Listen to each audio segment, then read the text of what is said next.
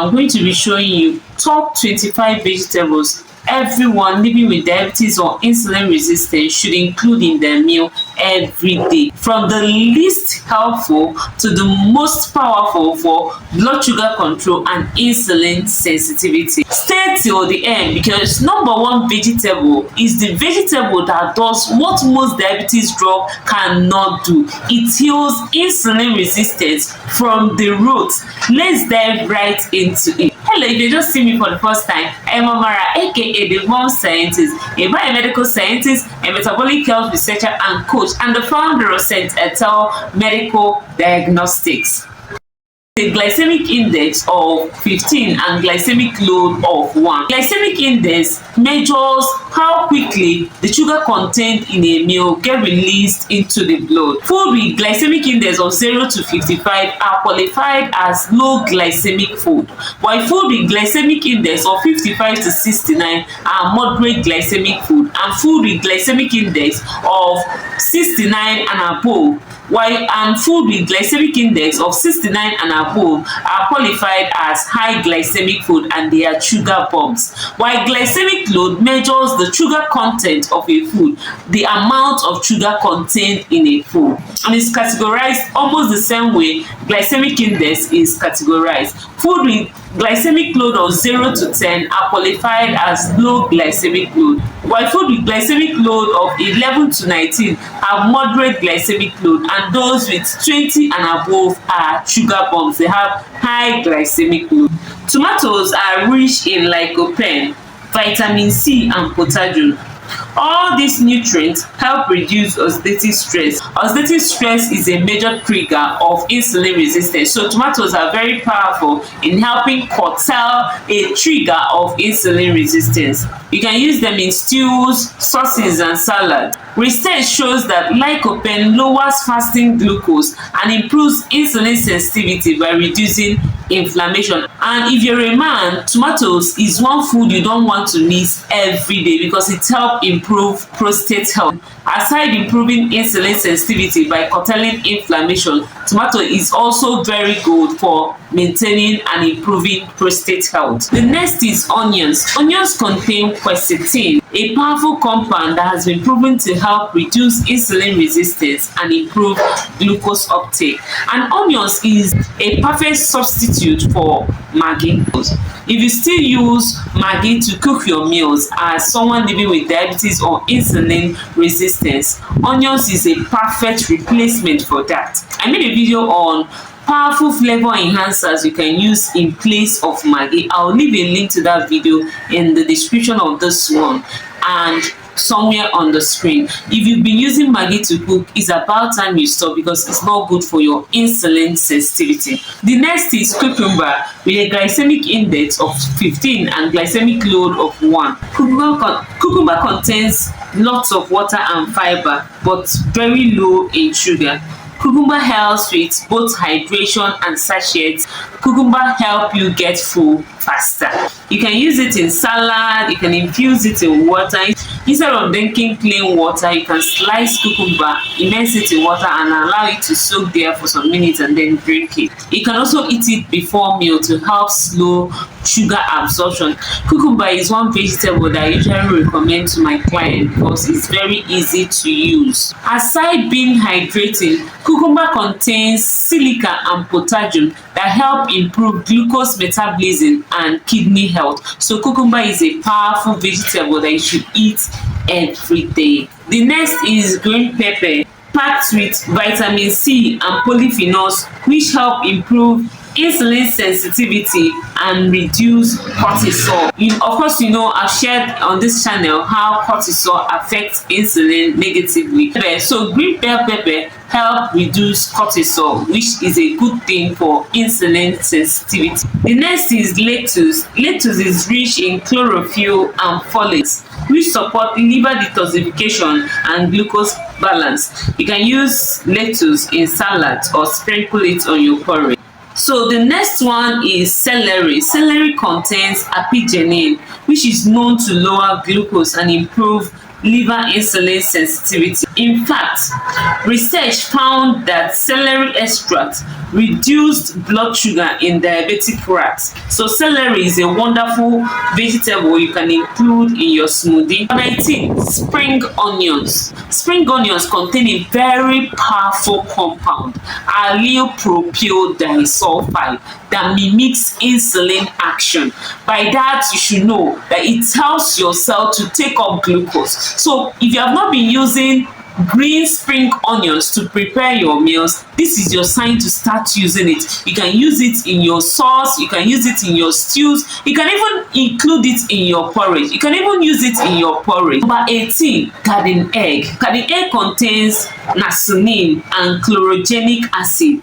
These are powerful antioxidants that prevent glucose spikes and enhance insulin function. You can eat garden egg raw, or you can use it to prepare garden egg stew. Number 17 is melon fruit.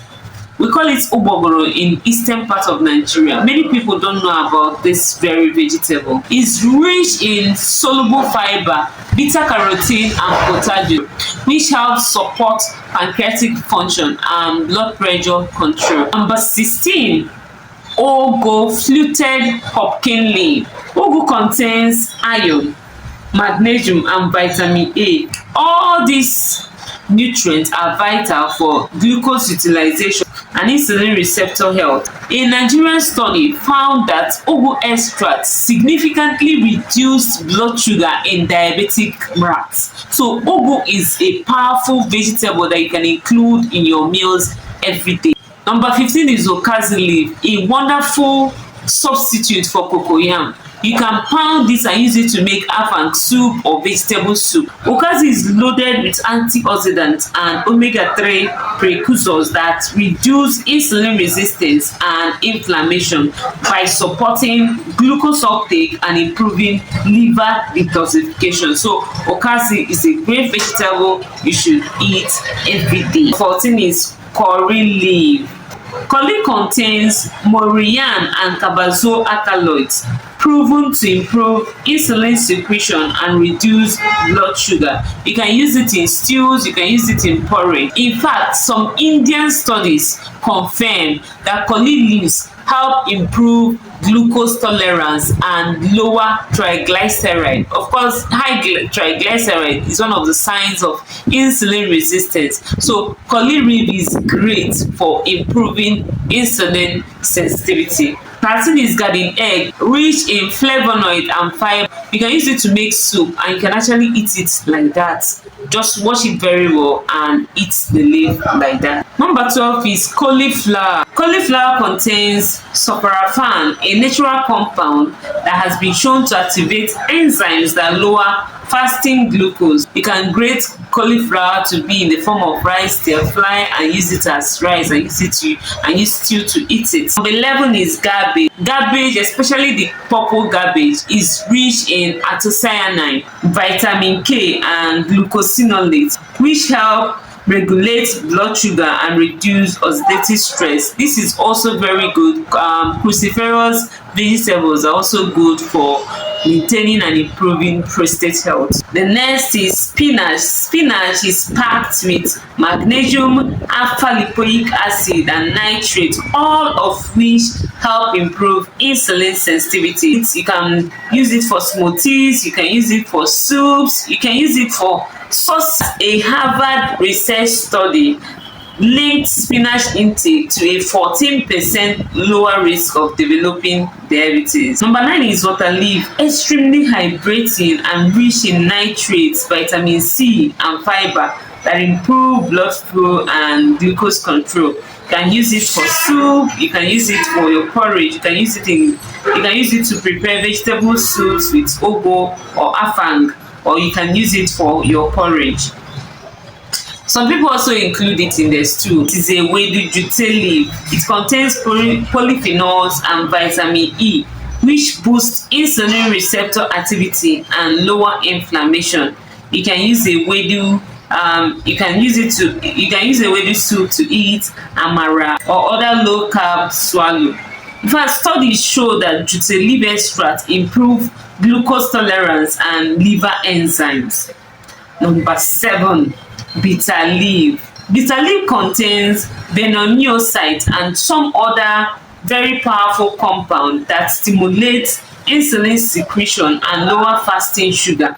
You can use it to make soup, you can use it for your porridge, and you can drink bitter leaf juice.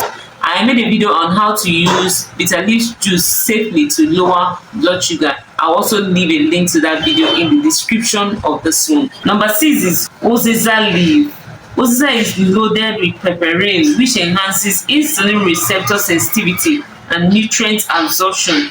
You can use it in pepper soup, you can use it in okra, you can as well use it in your vegetable soup. Research shows that pepperine improves glucose uptake and reduces insulin resistance markers. The next is otazi leaf. Otazi contains saponins and flavonoids that enhance insulin secretion and reduce sugar spikes. Okay, you can use it as a to make, like today, 17th October 2025, that I'm recording this video, I ate otazi sauce with unripe plantain, partly ripe plantain, and breadfruit in the morning. So you can use otazi to prepare sauce, you can use it in your stews, you can use it even in your porridge. Studies show that otazi reduces fasting blood sugar and improves pancreatic beta cell record. Before the end of this video, I will show you how my body responded to this meal I just mentioned. The next one is kale. Kale is one of the most powerful leafy greens for diabetics and people living with insulin resistance. It's rich in magnesium, alpha lipoic acid, and antioxidants.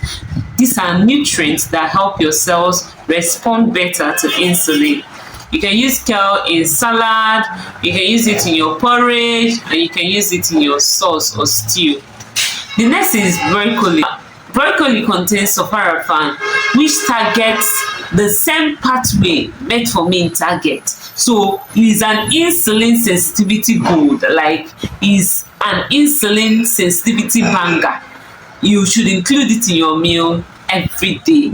University of Cordobong found broccoli extract reduced fasting blood sugar by 10% in type 2 diabetics. Number 2, green amaranth, also called African spinach, is rich in magnesium, folate, iron, and nitrates that boost nitric oxide and insulin action.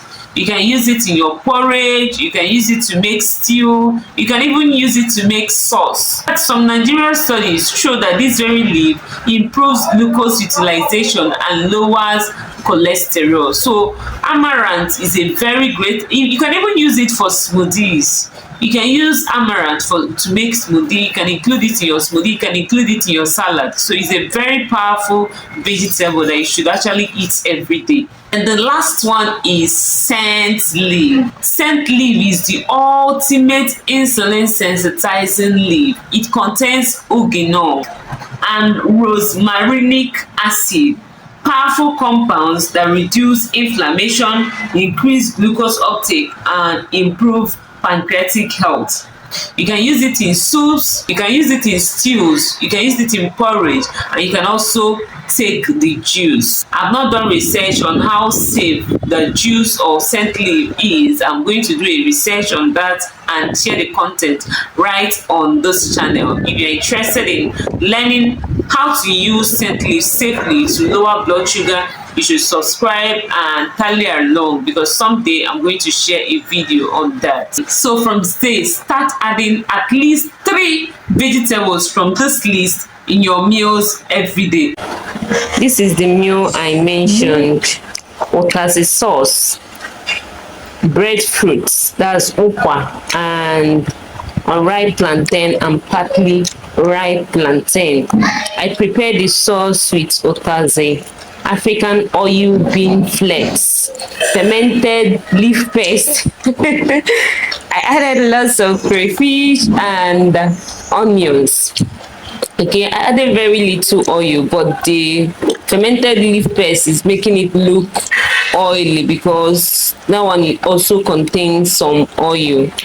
So that is it. And this food, despite the fact that otas is bitter, this very sauce is oh my god, it's super delicious. Like, my kids eat it without complaint. It's super delicious. You know, the thing about this bitter food is that when you start eating it, it takes some level of discipline for you to actually chew the first bite. But once you continue eating it, your taste bud accepts the taste and you begin to enjoy your meal.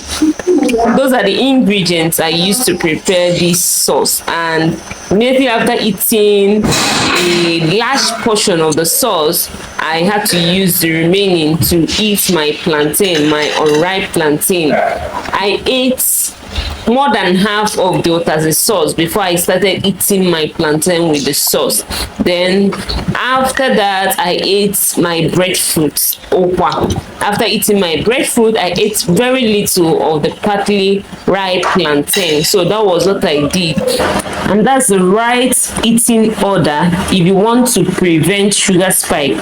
You eat your veggies first, followed by protein, and then your carb last. Yes, I kind of didn't follow it strictly because okwa is more proteinous than plantain, but okwa and plantain you know, I'm still going to do a video on that. Okwa contains some carb, likewise on ripe plantain. So the vegetable will help blunt the sugar spike. The fiber in the vegetable will help blunt the sugar spike. Despite the fact that I ate my unripe plantain after eating the sauce, there was still no pronounced sugar spike because unripe plantain is a low glycemic food, and that's why I intentionally reserved my partly ripe plantain as the last food. Okay, because partly ripe plantain is sweeter than unripe plantain, so it contains more carb than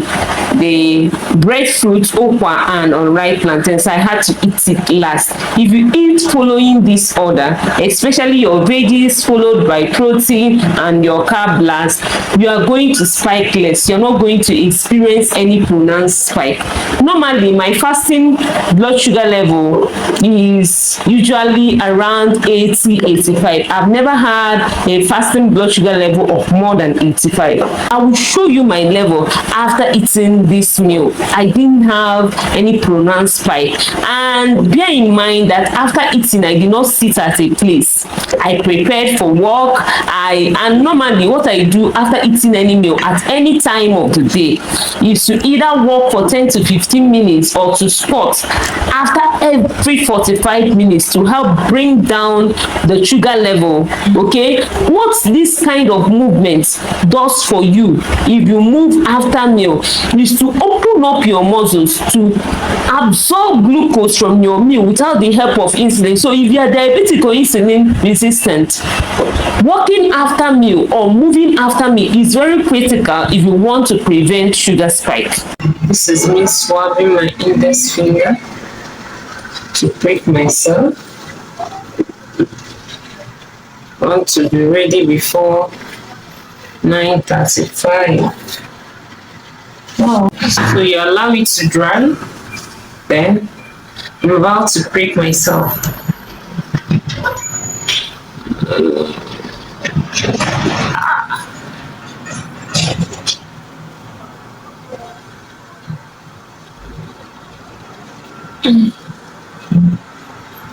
So I'm going to remove the first blood that came out, then test the second one.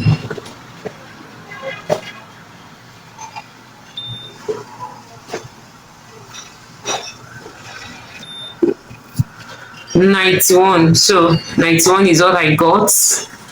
Exactly 2 hours after eating. At exactly 2 hours after eating, I got 91. And prior to these levels, immediately after eating, I started moving. I've not been inactive since I finished eating. After eating, I prepared for work, took my bath. I didn't bath before eating, took my bath, did some exercise, pulling my heels up and down, walking about, and I walked up the hill to the place where I took a public transport to my office. I arrived to my office at exactly 9:28 and got everything ready for the test. All of them are part of the activities I engaged in before running the test. So 2 hours post meal, eating what as a sauce with unripe plantain, breadfruit, and a little partly ripe plantain. This is my postprandial reading. It's not bad. And bear in mind that 2 hours after eating, your blood should be less than 140. If you got value from this video, please like, comment, subscribe, and share this video with people in your circle. You could be helping someone living with diabetes or insulin resistance improve their condition. See you in the next one. Catch ya.